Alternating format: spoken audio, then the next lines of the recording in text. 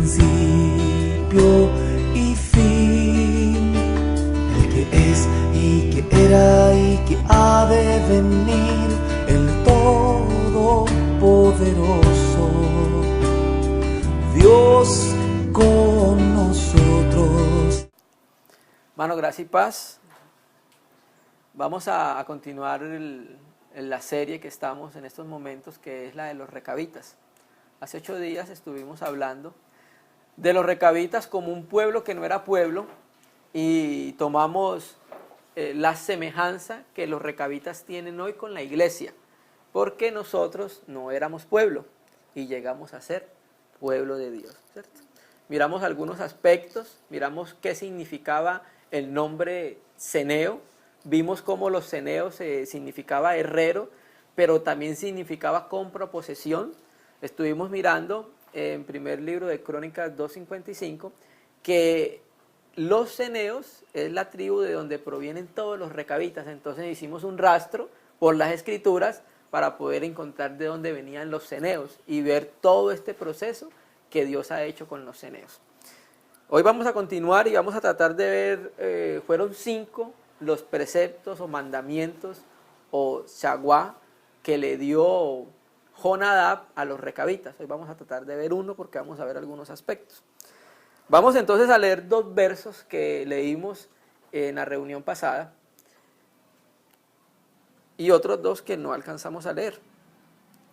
Vamos a volver entonces sobre nuestros pasos y vamos a mirar algunos aspectos para seguir con esta serie de los recabitas, que es muy interesante porque tiene muchas cosas relacionadas con la vida de iglesia, y no solamente con la vida de iglesia para aplicar a nuestro tiempo, sino que también tiene que ver con cómo tiene que ser nuestra experiencia en el final de los tiempos. Las escrituras enseñan en Corintios que las cosas que se escribieron, ¿para qué se escribieron? Porque son dejadas como ejemplo para nosotros, ¿sí? Entonces todo lo que está en las escrituras es un ejemplo para aplicar a nuestra vida. Vamos a ir a Génesis 10:15 y vamos a leer 2 versos que vimos la reunión pasada. Cuando está hablando de la descendencia de Canaán, que leímos, Génesis 10:15 dice: y Canaán engendró a Sidón su primogénito, a Ed, al Jebuseo, al Amorreo, al Gergeseo, al Ebeo, al Araseo, al Cineo, al Arbadeo, al Semareo, al Amateo, y después se dispersaron las familias de los cananeos. Entonces mostramos y vimos que de alguna manera los ceneos, aunque en este momento no hablan de ellos, muestran que las familias de los cananeos cuando estaban ahí empezaron a dispersarse. Y saltemos a Génesis 15:18, que fue el verso que leímos. En aquel día hizo Yahvé un pacto con Abraham, diciendo: a tu descendencia daré esta tierra, desde el río de Egipto hasta el río grande, el río Éufrates. 19. La tierra de los ceneos, los ceneseos y los cadmoneos, los eteos, los fereceos, los refaitas, que hace referencia a los gigantes, los amorreos, los cananeos, los gergeseos y los jebuseos. Entonces vimos en Génesis 10:15 la descendencia de Canaán y los que poblaron lo que era Canaán, que hoy no aparecía en la primera generación los ceneos. Pero con Abraham, que Abraham es más o menos 8 o 10 generaciones después de Cam, sí aparece la tribu de los ceneos, el clan de los ceneos, que es de donde vienen los recabitas. ¿Listo? Entonces vamos a leer 2 versos que no leímos la reunión pasada. Éxodo 3, verso 16. Y vamos a mirar que nuevamente se da la lista de las ciudades y de los tribus y de los clanes que vivían en el momento que Moisés con Josué iban a entrar a la tierra prometida. Entonces mire cómo dice Éxodo 3:16. El Señor le dice a Moisés: ve y reúne a los ancianos de Israel y diles: Yahvé, el Dios de vuestros padres, el Dios de Abraham, de Isaac y de Jacob, me apareció diciendo: en verdad os he visitado y he visto lo que se os hace en Egipto. Y he dicho: yo os sacaré de la aflicción de Egipto a la tierra del cananeo, del eteo, del amorreo, del fereceo, del ebeo y del jebuseo, a una tierra que fluye leche y miel. Entonces nosotros sabemos que esta palabra tierra que fluye leche y miel es una comparación o una analogía porque la tierra no produce leche, ¿cierto? Entonces era para representar las riquezas que tenía la tierra.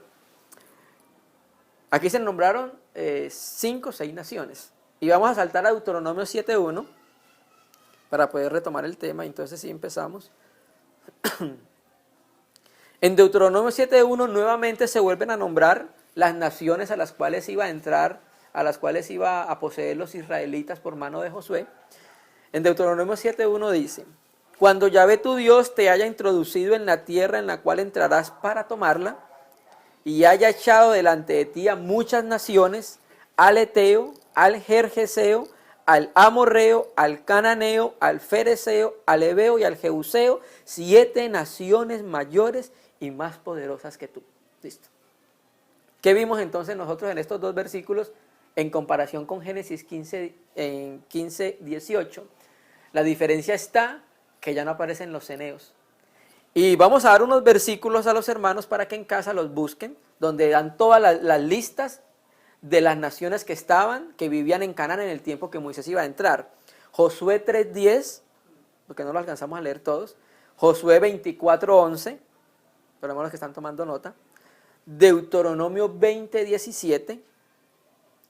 Éxodo 3:8 y 3:17, el que acabamos de leer.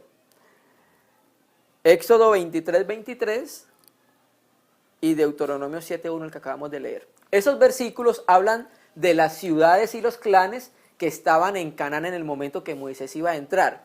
Y cuando tú las miras, en ninguna ciudad de esta aparecen ya los ceneos.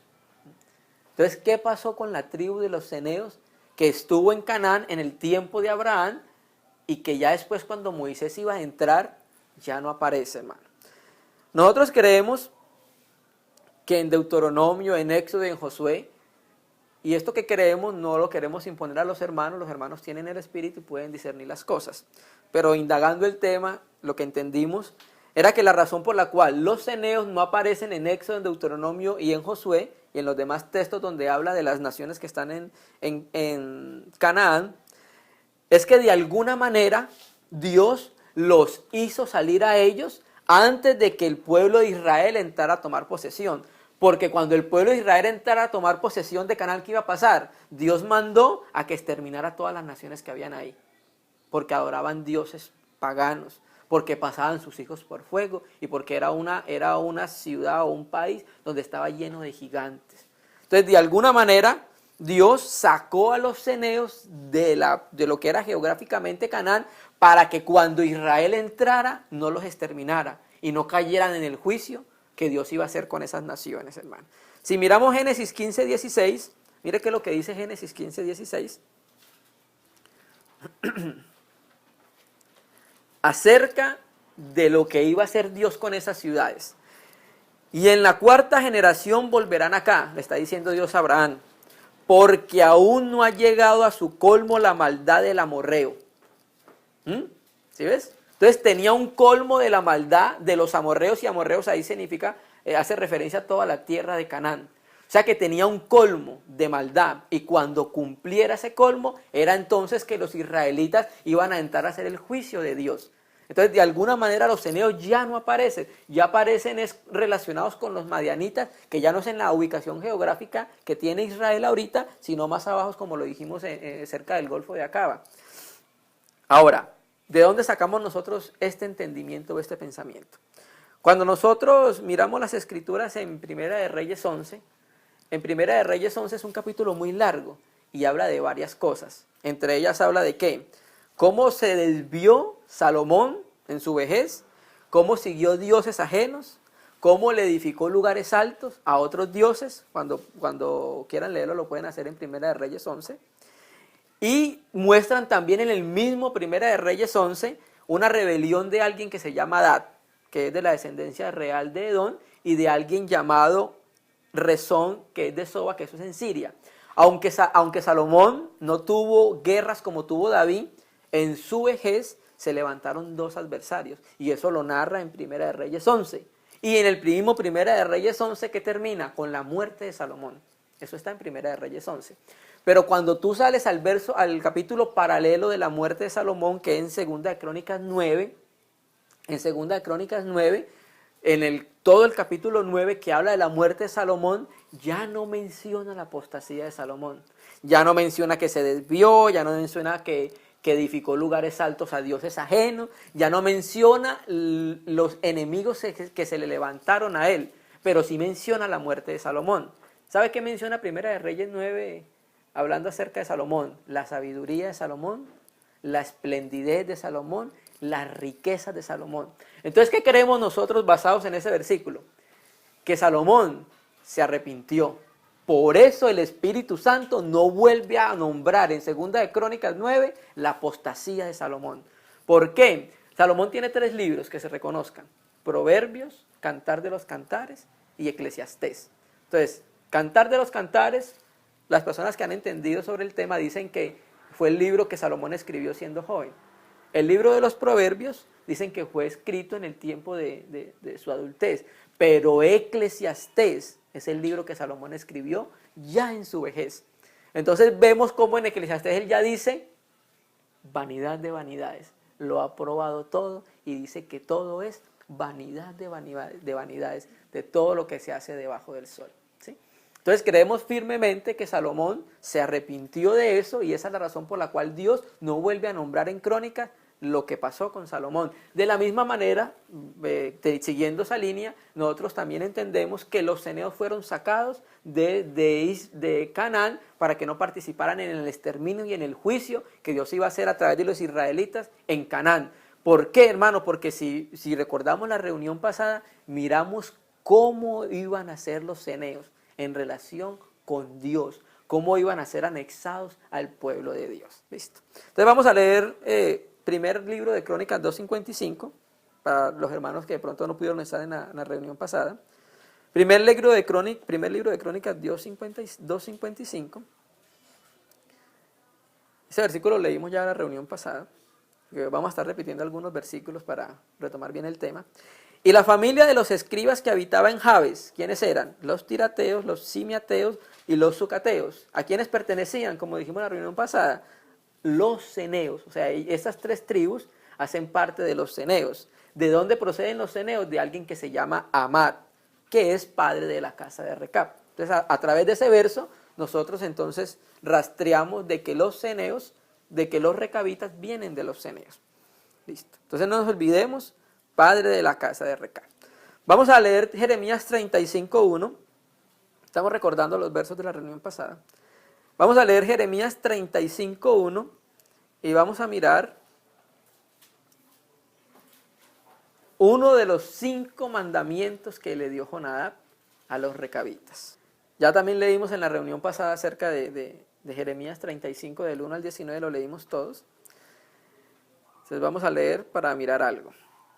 Palabra de Yahvé que vino a Jeremías en días de Joacín, hijo de Josías, rey de Judá, diciendo: ve a la casa de los recabitas y habla con ellos, e introdúcelos en la casa de Yahvé, en uno de los aposentos, y dales a beber vino.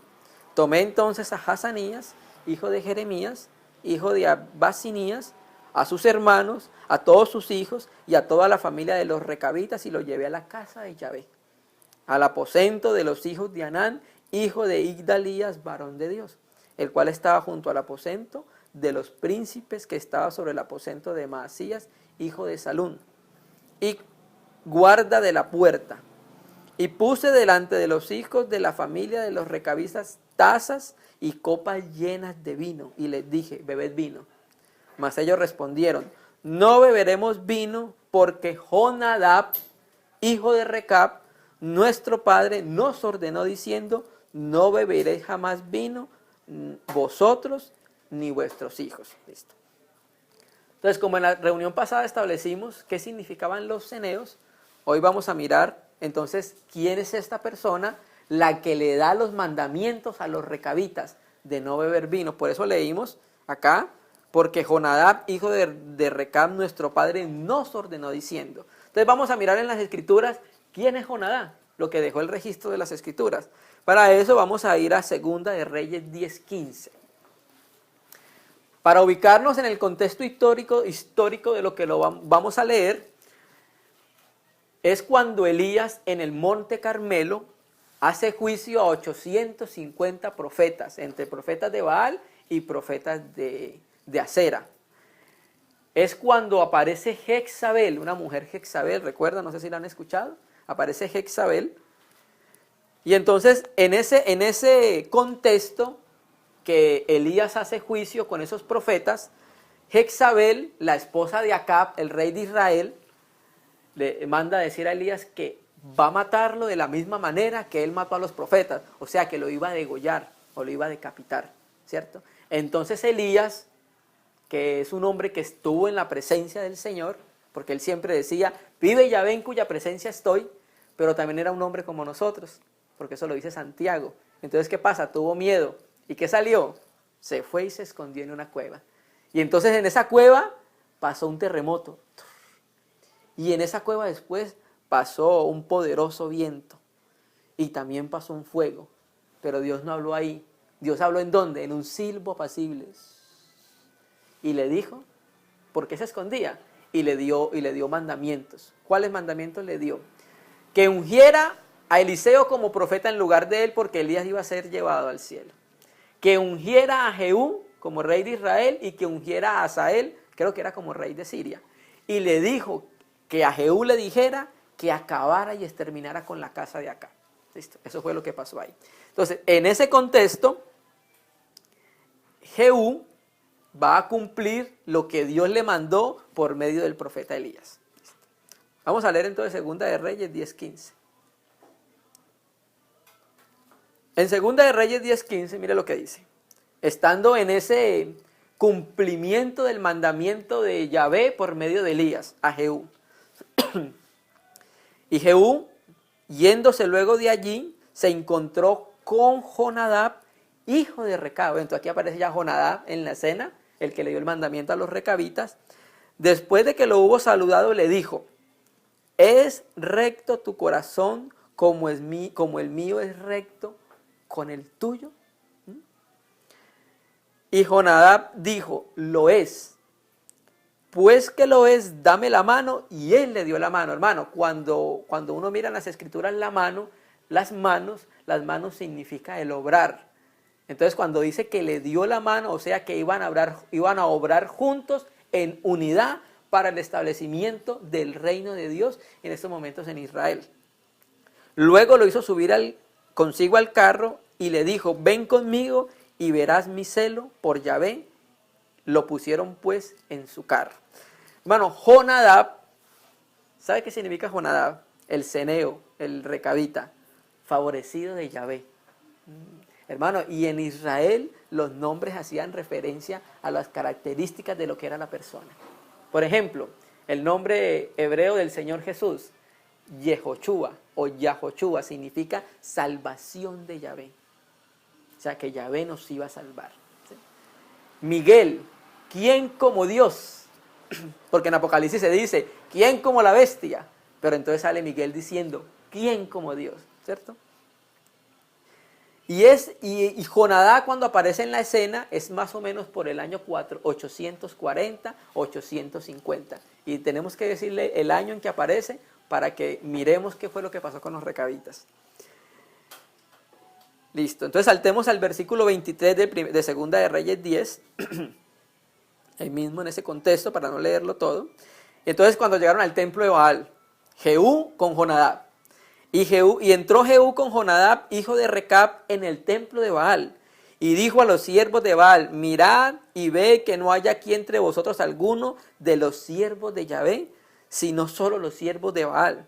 Y cuando ellos entraron para hacer sacrificios y holocaustos, Jehú puso fuera 80 hombres y les dijo, cualquiera que dejare vivo a alguno de aquellos hombres que yo he puesto en vuestras manos, su vida será por la de otro.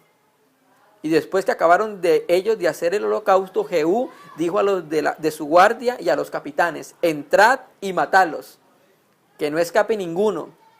Y los mataron a espada. Y los dejaron tendidos los de la guardia y los capitanes. Y fueron hasta el lugar santo del templo de Baal. Mire que también tenían lugar santo. Y sacaron las estatuas del templo de Baal y las quemaron. y quebraron la estatua de Baal y derribaron el templo de Baal y lo convirtieron en letrinas hasta hoy. Entonces, ¿qué estamos viendo con Jonadab, hermano? Recuerda lo que vimos con la mujer de Eberseneo, que hizo juicio en Israel. Ahora aquí Jonadab está haciendo lo mismo, que está haciendo el juicio de Dios con Jehú. ¿En qué está haciendo juicio? Aquí hay dos cosas que tenemos que ver. Uno, a Jehú se le mandó que hiciera juicio con la casa de Acab. Hermano, y cuando uno mira las escrituras, acá hace relación al viejo hombre con todo lo que es su naturaleza y con todo lo que es su experiencia. Entonces podríamos decir que está relacionado con la muerte del viejo hombre en experiencia. Pero también hay otra cosa que le hicieron juicio. ¿A quién? A la religión falsa, hermano. Porque ¿quién era la líder de todos estos profetas de Baal? Jezabel.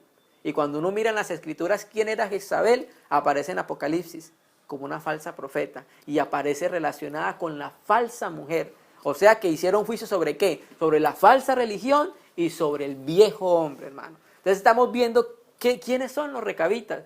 Ya hemos visto cómo los recabitas, cómo los ceneos, que después vinieron a llamarse recabitas, por medio de Jetro, el suegro de Moisés, lo invitaron a que fuera al desierto para que ellos ayudaran en el peregrinar del desierto. Y luego después le dijeron al hijo de Jetro que los ayudara en el desierto. Ahora después vimos cómo la mujer de Eberseneo hizo juicio con Sísara, el jefe del ejército del rey de Jabín. Ahora estamos viendo cómo Jonadab participó en el juicio con la exterminación y erradicación de la falsa religión en Israel. Y entonces Jonadab, ¿qué estaba haciendo? Pues haciendo el juicio que Dios mandó a hacer sobre ellos. O sea, que estaba siguiendo a Dios, hermano. Entonces sí estamos viendo cómo son los recabitas desde el principio, cómo ha sido el corazón de ellos para con Dios. Siempre han tenido un corazón dispuesto para con el Señor, hermano. Listo. Bueno. Ahora, esto que hemos entendido no lo podemos imponer como hemos dicho ahorita. Los hermanos pueden discernir todas las cosas. Al estar viendo qué es lo que está pasando con los ceneos y después con los israelitas, nosotros estamos viendo que ellos están participando mucho en el juicio de Dios. Pareciera que fueran personas que tuvieran juicio, que estuvieran facultadas para juzgar, hermano. ¿Sí? Y por eso que hemos visto, y por el último versículo que vamos a ver en Jeremías, que es un versículo precioso acerca de los recabitas, hermano, nosotros creemos que ellos van a participar del juicio en el milenio, hermano. Vamos a mirar en Mateo 8, porque hemos entendido esto de esta manera, hermano. Los que en Apocalipsis dice Juan que vio tronos y los que se sentaron sobre los tronos se les dio facultad para juzgar, ¿cierto? Listo. Pero hermano, los vencedores y los que tienen facultad para juzgar no van a ser solamente desde el nacimiento de Cristo hasta la venida de Cristo. Los vencedores son ¿desde dónde? Desde Adán hasta la segunda venida del Señor Jesús. ¿Cómo lo sabemos? Vamos a mirar a Mateo 8, 11. Miren lo que dice Mateo 8, 11. Y yo os digo que vendrán muchos ¿de dónde? Del oriente, del occidente, y se sentarán ¿con quién? Abraham e Isaac y Jacob en el reino de los cielos. ¿Qué quiere decir reino de los cielos, hermano? El reino de los cielos hace relación a la era de la iglesia y al milenio. ¿Y quiénes van a estar como prominentes en el reino de los cielos en la mesa? Abraham, Isaac y Jacob. ¿Y ellos fueron antes de Cristo o después de Cristo?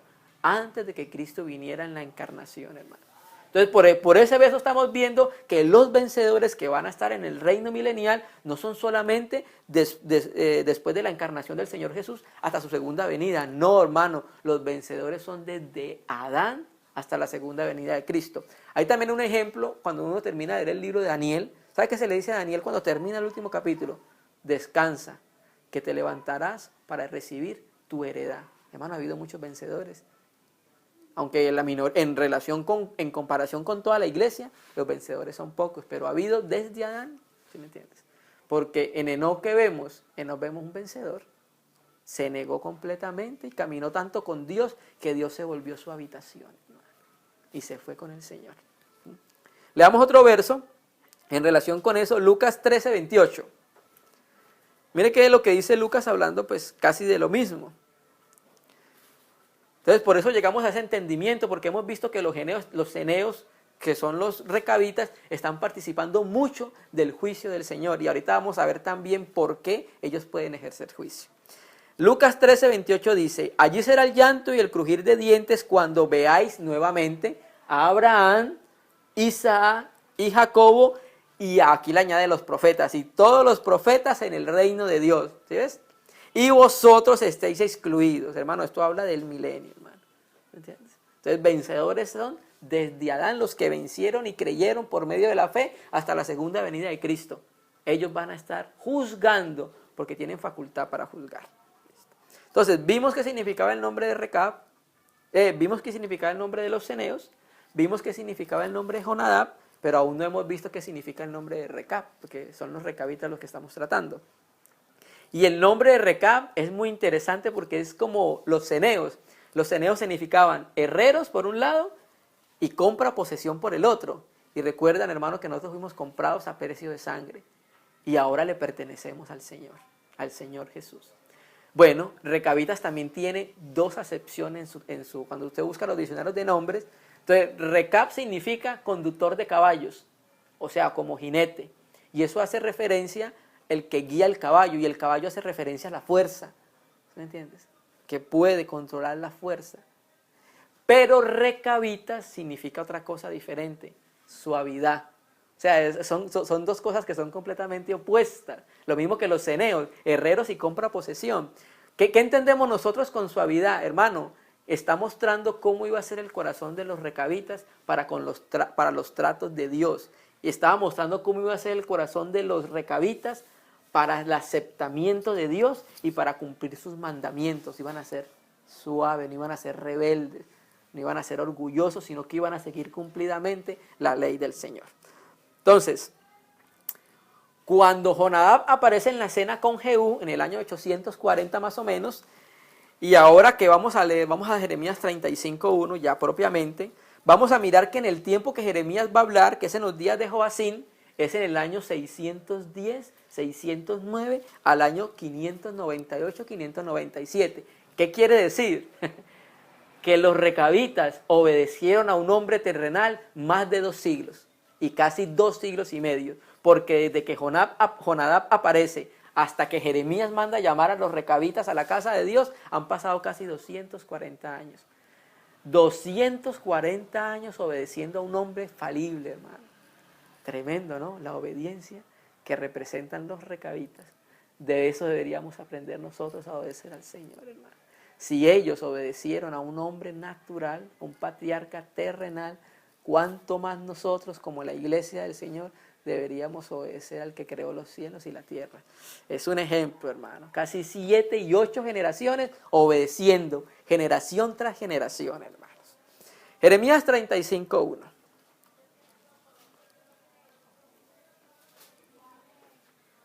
Jeremías 35:1, así vamos a entrar propiamente en Jeremías 35. Palabra de Yahvé que vino a Jeremías en días de Joacín. Ya dijimos más o menos en qué fecha es. Hijo de Josías, rey de Judá, diciendo, ve a casa de los recabitas. Hermano, esta frase, a casa de los recabitas, es una frase similar como la que tú encuentras en el Antiguo Testamento así. Ve a la casa de Judá, ve a la casa de Israel. No quiere decir una casa de 4 paredes, sino el pueblo al cual se iba a dirigir. En este caso al pueblo de Judá, el pueblo de Israel, y en este caso era ¿quién? A los recabitas. Ve a casa de los recabitas, habla con ellos, y esto es muy importante, e introdúcelos en la casa de Yahvé. ¿Qué significa introducirnos en la casa de Yahvé o en la casa de Dios? ¿Quién es la casa de Dios? El Hijo de Dios, nuestro Señor Jesucristo. O sea que quiere decir que nosotros debemos permanecer en Cristo como Cristo permanece en nosotros. El Señor Jesús dice creo que es Juan 14, en la casa de mi Padre muchas moradas hay. En el cuerpo de Cristo, ¿cuántos hermanos hay? Muchos, ¿sí me entiendes? Entonces, cuando está hablando de que los introduzca en la casa de Yahvé, hace referencia a que nosotros debemos estar en Cristo, porque Cristo ya está en nosotros. Ahora nosotros debemos permanecer y volvernos a nuestro espíritu porque ahí está el Señor. Introdúcelos en la casa de Yahvé en uno de los aposentos y dale a beber vino. Hermano, y aquí este vino, que lo dijimos en la reunión pasada, que es la palabra hebrea yayin, es un vino que es muy interesante. ¿Por qué es muy interesante? Porque el vino que estaba en la casa de Dios era el vino, llamémoslo así, por decirlo, el vino oficial para los sacrificios, porque entre los sacrificios había lo que se llamaba libaciones, y le echaban tantos hin de vino. Eso era una referencia al vino que era utilizado en el templo. Y ese vino en el templo, o ese vino que utilizaban los judíos para los sacrificios y las libaciones, se llama vino kosher. K-O-S-H-E-R, kosher, que significa limpio o puro. O sea, que era un vino que era ritualmente limpio y puro para que los sacerdotes pudieran hacer los sacrificios y las libaciones. Entonces, no era cualquier vino, era un vino kosher. Cuando hoy, por ejemplo, el vino kosher, cuando tú indagas acerca del vino kosher, es un vino que tiene los procedimientos que tienen los otros vinos para llegar a hacer vino. Pero hermano, los judíos, para que lo certifiquen como kosher, tiene que ser un rabino. Y el proceso lo tienen que hacer todos los judíos y tienen ciertas medidas. Por eso cualquier vino para ellos no les sirve. Tienen que seguir todo el proceso que los judíos tienen y tienen que ser judíos los que lo hagan y tienen que certificarlo un rabino como medida final. Entonces no era cualquier vino, no era un vino común, por decirlo así. Y darles a beber vino. Entonces tomé a Hazanías. ¿Sabe qué significa Hazanías? Oído de Yahvé. Y estamos hablando de recabitas. Hermano, los nombres de los recabitas son muy interesantes, hermano. Tomé entonces a Hazanías, hijo de Jeremías. Jeremías significa Yahvé levanta. Hijo de Abasinías. ¿Sabe qué significa Abasinías? Luz de Yahvé. Hermano, estos nombres que tenían estos recabitas eran nombres muy estrechos con el Señor, hermano. Pero el que en esos momentos estaba vivo era Hazanías.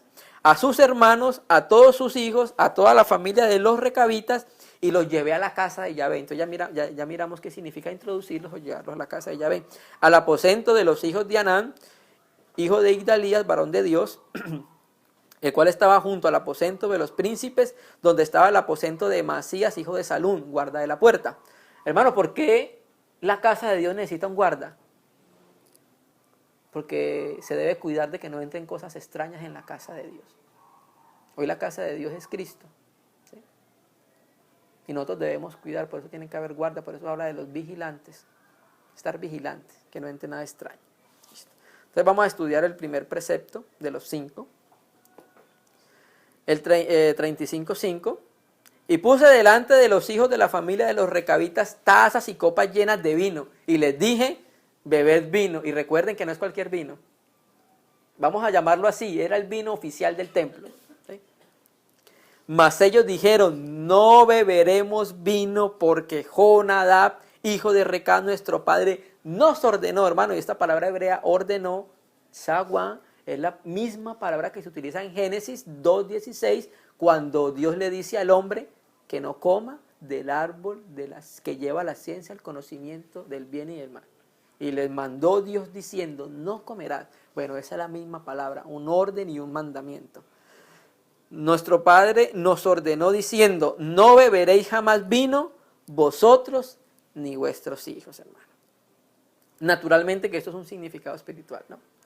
Vamos a hablar del uso ilegítimo del vino. No vamos a hablar del uso legítimo del vino, porque hay un uso legítimo del vino. ¿Dónde lo hemos visto? En el partimiento del pan. En la reunión de fraccionamiento del pan hay un uso legítimo del vino. A Timoteo, Pablo le dice que por causa de sus frecuentes enfermedades en el estómago, ya no tome más agua. ¿Tome qué? Vino. No vamos a hablar del uso legítimo. Vamos a hablar del uso ilegítimo del vino, hermano, porque el vino tiene una representación espiritual. Ya en el Nuevo Testamento, en Efesios 5:18, que todos conocemos el texto, el verso de Efesios 5:18, vamos a leerlo. no os embriaguéis con vino en lo cual hay disolución, antes bien, sed llenos del Espíritu Santo. Entonces, aquí este verso está haciendo un contraste. Está diciendo, sean llenos del Espíritu Santo en vez de que sean llenos de vino. Esa es más o menos la comparación. Si nosotros miramos en 1 de Timoteo 3:3, vamos a leer estos versos rápidos. Vamos a leer 1 de Timoteo 3:3 al obispo, mire que lo que le dice, no dado al vino, no pendenciero, no codicioso de ganancias deshonestas, sino amable, apacible y no avaro.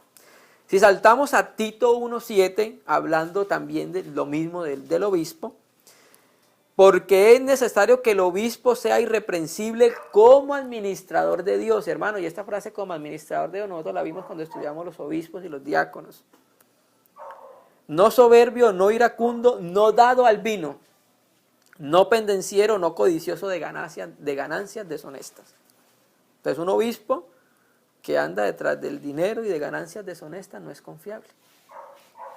Y en Tito 2:3, ahí mismo dando la vuelta a la página, las ancianas, o sea, las ancianas son hermanas que han experimentado la vida del Señor en medio de la congregación, han madurado en el Señor. Las ancianas asimismo sean reverentes en su porte, no calumniadoras, no esclavas del vino, maestras del bien. Listo. Aunque lo relacionado con los recabitas no les dijo que no se embriagaran, sino que solamente no tomaran vino. Entonces, leímos estos textos rápidos para mirar cómo Dios habla acerca del no al vino, ¿sí? Porque eso tiene un sentido espiritual y vamos a mirar en parte, porque no podemos mirar todo el sentido espiritual, en parte el sentido espiritual del vino. Vamos a mirar 3 aspectos del vino, en el sentido negativo e ilegítimo. Proverbios 21. Y en los textos que vamos a ir leyendo, nos vamos dando cuenta por qué Dios es que manda que no bebamos vino, ¿sí? Que es un aspecto espiritual, ¿sí? Y esa es la razón por la cual los recabitas, Jonadab le dio la orden de que no bebieran vino, ni ellos ni sus hijos, hermano. Y eso hace referencia a que, hermano, los obispos, ¿sabes qué? ¿Qué tienen que presentar? La familia en sujeción al Señor. Hermano, porque es que predicar cualquiera predica. Cualquiera coge la Biblia y cualquiera puede predicar y se puede jalar un mensaje bien bonito. Pero, hermano, esto tiene que ir acompañado de un testimonio de la familia, un testimonio de que los hijos están sujetos al Señor. Y con los recabitas vemos eso, porque sus hijos se sujetaron generación tras generación. Proverbios 21 dice, el vino es escarnecedor y la sidra alborotadora. Hermano, en la Biblia del Oso, la de Casiodoro de Reina, donde dice sidra, dice la cerveza alborotadora. Y cualquiera que por ellos yerra, no es sabio. Saltemos a Oseas 4:11. En Oseas 4:11 vamos a mirar también algo relacionado con lo negativo del vino. Eso está después de Daniel, por ahí por esos lados. Oseas 4:11, mire qué es lo que dice. Fornicación, vino y mosto quitan el juicio. Ahora estamos viendo entonces por qué los recabitas podían juzgar y ejercer juicio. Porque no eran dados al vino. Y tenían una mente dispuesta y limpia para que el Señor pudiera obrar. Entonces ahí vemos cómo estaban facultados para ejercer juicio, porque el vino lo que hace es que quite el juicio, hermanos. El mosto es como el primer proceso del vino, más o menos. Entonces vamos a ir a Isaías 28:7 y vamos a ver 3 aspectos. O sea, vamos a ver 3 aspectos de a qué hace referencia no beber vino. Pero en el primer aspecto vamos a ver que nos compete mucho a nosotros, porque vamos a hablar de reyes, sacerdotes y profetas, hermano. Y la escritura que enseña en Apocalipsis 4, en Apocalipsis 1, que nosotros somos reyes y sacerdotes, pero también enseña que en la iglesia hay ¿qué? Profetas. Los profetas son los que comunican la voluntad de Dios al pueblo de Dios.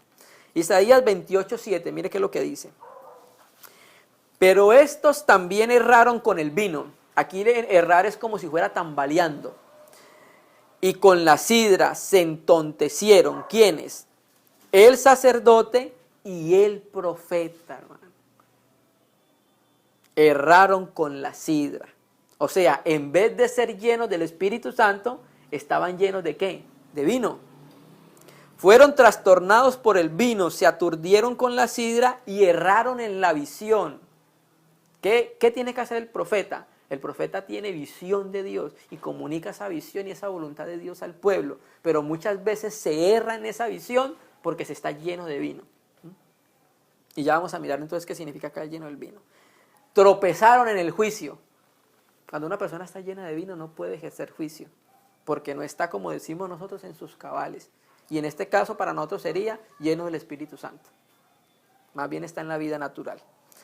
Ezequiel 44, 21, antes de Daniel. Entonces vimos acá cómo el sacerdote y el profeta erraron en el juicio y con la visión, hermano, porque estaban llenos de vino en vez de ser llenos del Espíritu Santo. Isaías 44, 21, mire qué es lo que dice el mandamiento a los sacerdotes. Ninguno de los sacerdotes beberá vino cuando haya de entrar en el atrio interior. Aquí está hablando del templo del milenio. Entonces, ¿qué habla del atrio interior? Habla de la casa de Dios. O sea que nosotros no podemos estar llenos de vino en la presencia del Señor. Levíticos 10:8. Estamos hablando todavía de los sacerdotes. En el contexto que vamos a leer en Levíticos 10:8 es cuando Nabat y Abiú ofrecieron fuego extraño. ¿Ustedes recuerdan ese pasaje?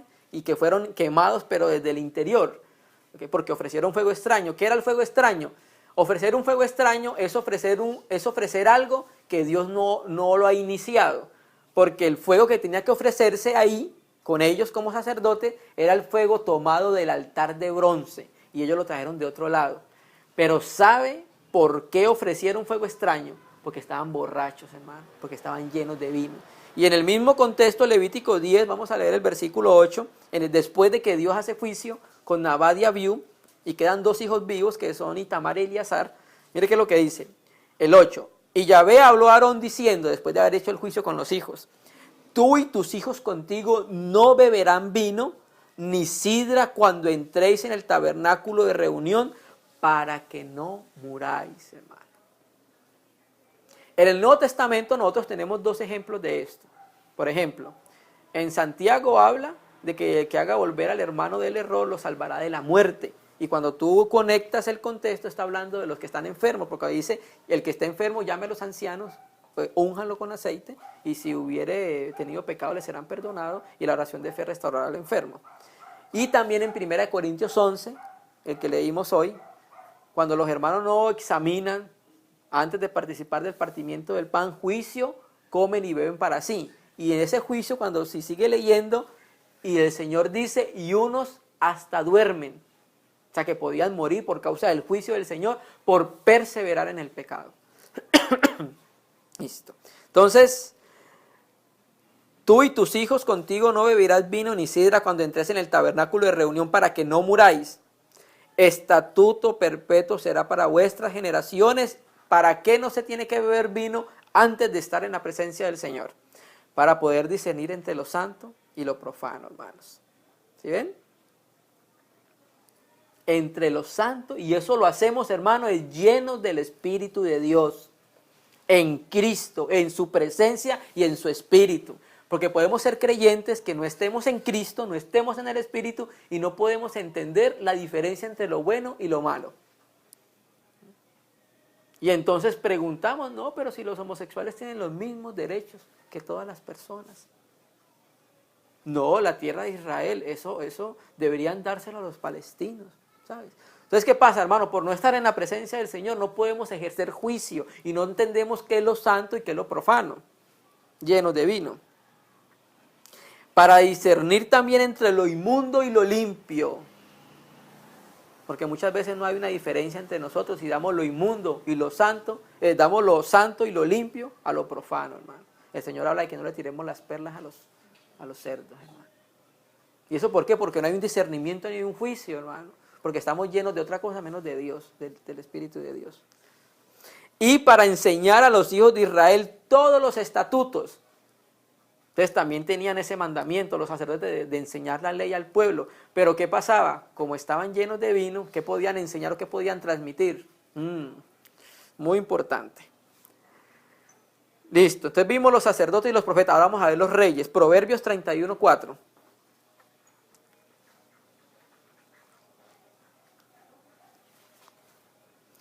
En Proverbios 31:4, mire qué es lo que le dicen a Lemuel, a quien se escribe este proverbio. Proverbio 31:4. No es de los reyes, oh Lemuel, recuerde que nosotros somos reyes, sacerdotes y hay profetas en la iglesia. No es de los reyes, oh Lemuel, no es de los reyes beber vino, ni de los príncipes la sidra. No sea, y empiezan a explicar por qué, no sea que bebiendo olviden la ley. Porque es que muchas veces estamos tan llenos de vino, hermano, que nosotros no seguimos al Señor, nos olvidamos qué fue lo que el Señor nos dijo en la reunión, por medio de los hermanos, en las predicaciones que vemos, en las alabanzas que escuchamos. Y pervierten el derecho de todos los afligidos. Mire qué es lo que hace el vino, hermano. Entonces, en este primer aspecto, ¿qué es lo que hace el vino, hermano? Ser llenos del mundo, en vez de ser llenos del Espíritu Santo. Aquí el vino está haciendo referencia a eso, hermano. Porque, hermano, porque estamos de sacerdotes, estamos hablando de profetas, estamos hablando de reyes, que eso está relacionado con la iglesia. Y cuando la iglesia está llena de vino, no tiene un juicio conforme lo que es el trono de Dios. El trono de Dios es cetro de justicia y cetro de equidad. ¿Sí? Entonces no estamos facultados y capacitados para juzgar, porque estamos llenos del mundo. Y el mundo impide que nosotros podamos ejercer y diferenciar entre lo santo y entre lo profano. Ese es uno de los primeros aspectos del vino. Ahora, hay otro aspecto del vino que no vamos a tocar hoy que tiene referencia con el pecado. ¿Ustedes recuerdan cuando las hijas de Lot le dieron a beber vino a su padre, lo emborracharon y salieron Amón y Moab? Pero en ese aspecto no. Vamos a leer otro aspecto del vino. Apocalipsis 14:8 dice: otro ángel le siguió diciendo, ha caído Babilonia, la gran ciudad, porque ha hecho beber a todas las naciones del vino del furor de su fornicación. Aquí ya tenemos a una mujer que es Babilonia dando a beber vino. ¿A quién? A las naciones. ¿Sí? Pero ese vino se llama vino de fornicación. Y saltamos a Apocalipsis 17:1. En Apocalipsis 17:1 dice: vino entonces uno de los 7 ángeles que tenía las 7 copas y habló conmigo diciendo, ven acá y te mostraré la sentencia contra la gran ramera, la que está sentada sobre muchas aguas. Ya sabemos que muchas aguas significa pueblos y muchedumbres y naciones, con la cual han fornicado los reyes de la tierra y los moradores de la tierra se han embriagado con el vino de su fornicación, hermano. Entonces, ¿a qué hace referencia Babilonia? Cuando nosotros miramos Babilonia, Babilonia es una mujer, ¿sí?, que tiene apariencia y ha querido suplantar a la iglesia, hermanos. Entonces, ¿a qué hace referencia eso? En este caso, ¿a qué sería ser contaminados o qué sería beber vino en relación con los versos que estamos leyendo? Hace referencia a la falsa religión, hermano. Hace referencia a las falsas doctrinas, hermano. Entonces, que muchas veces hay muchos hermanos bebiendo falsas doctrinas, hermano, como las que se están predicando hoy, porque el Espíritu lo profetizó en los últimos tiempos. Iban a salir todo este tipo de doctrinas que están saliendo. Vamos a mirar en Daniel 5:1 unos aspectos de esta religión, porque cuando miramos Babilonia en Apocalipsis es un misterio que viene desde la Babilonia antigua cuando lo empezó Nimrod. ¿Sí? Entonces ha venido ese misterio siendo progresivo durante siglos y edades. Entonces vamos a ir a la Babilonia física en la que estaba Daniel, para seguir mirando que eso hace referencia a la falsa religión. Entonces miramos, ser llenos de vino hace referencia a ser llenos del mundo. Ahora estamos viendo el vino en relación a ser lleno de ¿qué? Falsas religiones, hermano. Y por eso vimos allá que Jonadá y Jehú hicieron un juicio sobre ¿qué? Falsas religiones. porque tenemos entre esa religión que estaba imperando en esos momentos que ellos estaban, la principal era Jezabel, y Jezabel hace referencia con Babilonia, hermanos. Daniel 5.1 dice, aquí ya fue cuando los judíos fueron llevados cautivos a Babilonia, y entre ellos escogieron príncipes, y entre esos príncipes estaba Daniel, y los 3 compañeros que son Sadrach, Mesach y Abed-Negó. Entonces cuando dice, y le señaló el rey ración para cada día de la provisión de la comida del rey. ¿Cuál rey? El de Babilonia. Y del vino que bebía. Y que los criase 3 años para que al fin de ellos se presentasen delante del rey. Y saltemos al versículo 8 de Daniel 1. Y Daniel propuso en su corazón no contaminarse, hermanos. Esto es muy importante, ¿sí? Cuando nosotros no teníamos un entendimiento de lo que era la iglesia establecida con el terreno bíblico, podíamos decir que estábamos embriagados de vino, porque cuando íbamos a las escrituras no podíamos ver claramente que era una iglesia bíblica establecida sobre el terreno bíblico, que era una iglesia local. No podíamos ver claramente que la iglesia era gobernada por ancianos, no podíamos ver claramente que la iglesia era una por localidad, no podíamos ver claramente que el nombre de las iglesias es por localidad y muchas otras cosas más. ¿Qué hacía eso? No podíamos ver claramente porque estábamos llenos de vino. En nosotros estábamos embriagados de ciertas doctrinas y de ciertas religiones. Pero Daniel, como él sabía a qué refería ese vino y ese alimento, porque el alimento que le estaban dando a ellos era ofrecido a dioses paganos, y también sabía que el vino no era kosher, o sea, no era un vino puro, limpio, propuso en su corazón no contaminarse con la porción de la comida del rey, o sea, con lo que la religión brinda, ni con el vino, porque él no quería ser lleno de ese vino, él quería ser lleno era del Señor. Ni con el vino que él bebía, pidió por tanto al jefe de los eunucos que no lo obligase a ¿qué? A contaminarse. Entonces, ¿qué hace referencia al vino? A contaminación. Y Daniel no quiso contaminarse con eso. Saltemos a Daniel 5. Y vamos a leer Daniel 5 del verso 1. Ahí mismo, en ese mismo contexto. Ya vamos a hablar ya de Belsasar. El rey Belsasar era hijo de Nabónido, ¿sí? Que en ese momento Nabónido era el rey de Babilonia, pero Nabónido no murió para que su hijo Belsasar tomara el reinado, sino que Nabónido se retiró, ¿sí? Se fue a otro lugar a descansar, no a seguir reinando, pero era el rey. Por eso, cuando Daniel le dice que serás el tercer señor del reino, porque el primero era Nabónido, el segundo era Belsasar y entonces el tercero era él. No se le dice que iba a ser el segundo, sino el tercero, y eso tiene una explicación. Y Belsasar hizo un gran banquete a 1000 de sus príncipes, y en presencia de los 1000 bebía vino. Belsasar, con el gusto del vino, mandó que trajesen los vasos de oro de plata que Nabucodonosor, su padre, había traído del templo de Jerusalén, para que bebiesen en ellos y el rey y sus grandes, sus mujeres y sus concubinas. Entonces fueron traídos los vasos de oro que habían traído del templo de la casa de Dios, hermano, y esos vasos estaban consagrados al Señor, que estaban en Jerusalén, y bebieron en ellos, y el rey y sus príncipes y sus mujeres y sus concubinas bebieron y alabaron a los dioses de oro, de plata, de bronce, de hierro, de madera y de piedra. Ahora vamos a Daniel 5:23, solamente vamos a leer. En ese momento apareció una mano en una pared cuando ellos estaban llenos de vino, y entonces en la mano escribió Mene, Mene, Tekel, Uparsin. Y entonces mandaron a buscar a alguien que interpretara la visión, y entonces pues la mujer del rey le dijo que había uno que había interpretado la visión en los días de su abuelo, Nabucodonosor.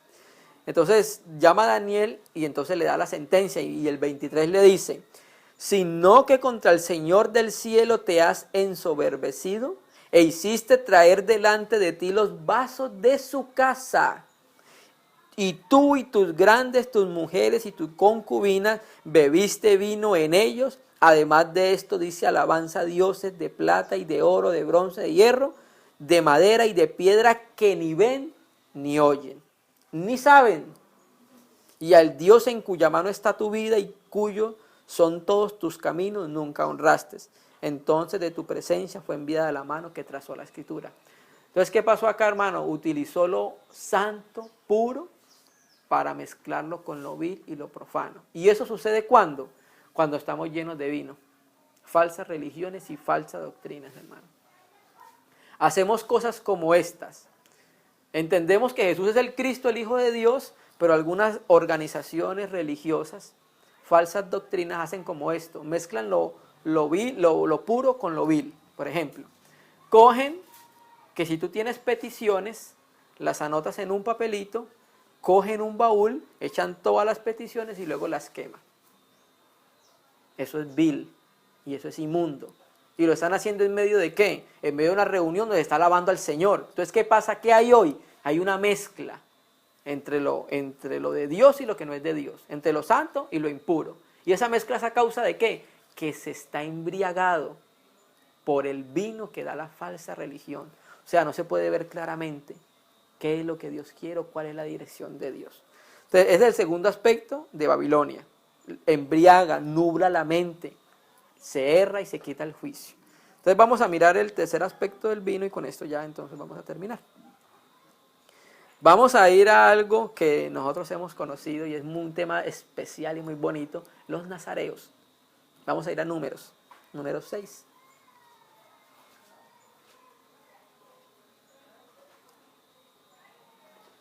Vamos a ir a número 6 y vamos a hablar de los nazareos.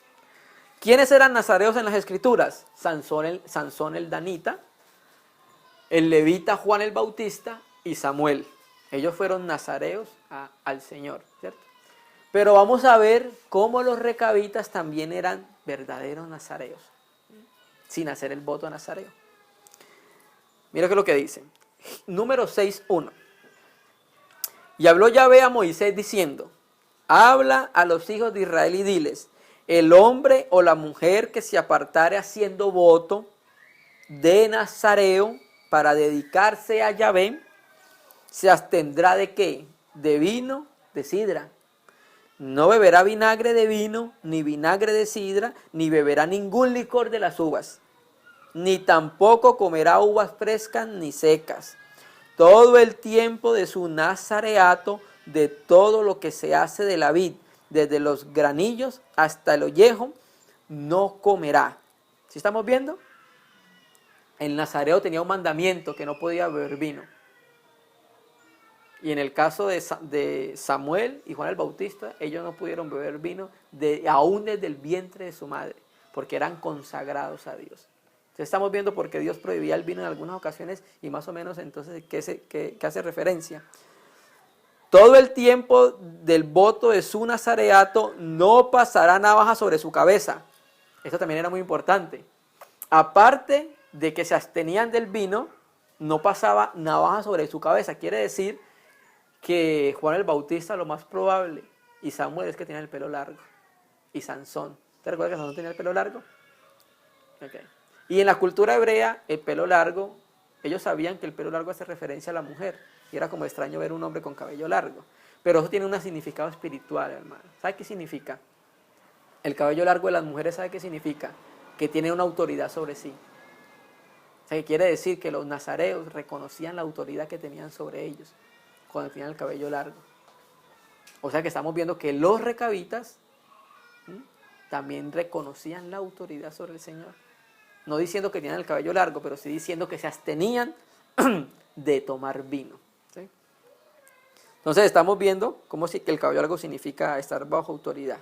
Entonces los recabitas, como ves, verdaderos nazareos, estaban ¿qué? Consagrados al Señor, hermano. Entonces estamos viendo las razones por las cuales Dios decía que no bebiera vino y estamos viendo por qué los recabitas no bebían vino, porque tiene mucha implicación. ¿Sí? Entonces aquí el no beber vino hace referencia ¿a qué? A la consagración. O sea, el no beber vino hace que nosotros ¿qué? Nos consagremos espontáneamente al Señor. Y en esa consagración entonces ¿qué vamos a hacer? Vamos a estar llenos del Señor. Vamos a tener frutos porque estamos llenos del Señor. Y entonces las personas van a ver entonces ya no la vida nuestra, sino la vida de Cristo en medio de nosotros. Entonces vimos que el vino, ¿qué es lo que hace? ¿Por qué entonces no bebían vino? Porque hace referencia a ser llenos del mundo, porque hace referencia a las falsas religiones y porque hace referencia al consagrarse. O sea, el no tomar vino hace referencia a consagrarse para el Señor y apartarse de todo lo que es del mundo. La palabra hebrea para consagrarse es kadosh. Es como cuando tú coges una papa y la partes en la mitad y apartas un pedazo, ¿sí? Entonces las personas kadosh son las personas consagradas para el Señor y a ellos en el Nuevo Testamento. ¿A qué hace referencia entonces el vino? A lo que hemos visto hace una referencia. ¿Qué hace cuando una persona está llena de vino? Está alegre. ¿Cierto que sí? Nosotros cuando andábamos en nuestros caminos, cuando bebíamos vino, nos colocábamos alegre. Y es porque hace una referencia a qué, hermano? Al goce, a los gozos temporales que da el mundo, hermano. Y eso también hace referencia a ser lleno. Es un gozo terrenal, ¿sí? Entonces el Señor no nos pide que nos gocemos con lo terrenal, sino que nos gocemos ¿qué? Con lo celestial y con lo espiritual, hermano. Ajá. Es un gozo terrenal experimentado en el orden de la antigua creación que está sujeta al pecado por la transgresión de Adán, hermano. Entonces los verdaderos nazareos, en este caso los recabitas, estaban enteramente dedicados al Señor. Si Dios quiere, en la próxima reunión vamos a mirar entonces los 4 preceptos que faltan y vamos a mirar que son muy interesantes y que tiene que ver con la consagración, porque no es solamente la consagración, en la consagración van incluidas también algunas cosas más. Y vamos a ver que de los 4 preceptos, el primero y el último están muy relacionados, ¿sí? Vamos a mirar como por ejemplo, que no podían hacer casas, que no podían sembrar sementera, que no podían tener viñas y que tenían que vivir en tiendas para terminar. Entonces, esto es para que nosotros podamos aplicar a nuestra vida este ejemplo de los recabitas. Entonces empezamos en la reunión pasada mirando de dónde vienen los recabitas y vimos que eran de los ceneos. Tomamos casi todos los registros que pudimos acerca de los ceneos. Miramos por qué Dios habla tanto de ellos y qué fue lo que hicieron en el antiguo Israel. Miramos entonces quién era Jonadab. Luego miramos entonces algunos de los mandamientos que Dios y nos centramos hoy en el no beber vino. Que podamos aplicarlo, hermano, y que sea un ejemplo para nosotros. Porque en cualquier momento, si no estamos velando, podemos ser llenos de vino. Y en este caso, estos 3 aspectos, porque debe haber muchos aspectos más, pero al menos estos aspectos que hemos entendido y hemos dado a conocer, hermano. Vamos a orar al Señor, hermano. Vamos a agradecerle. Digno es el Cordero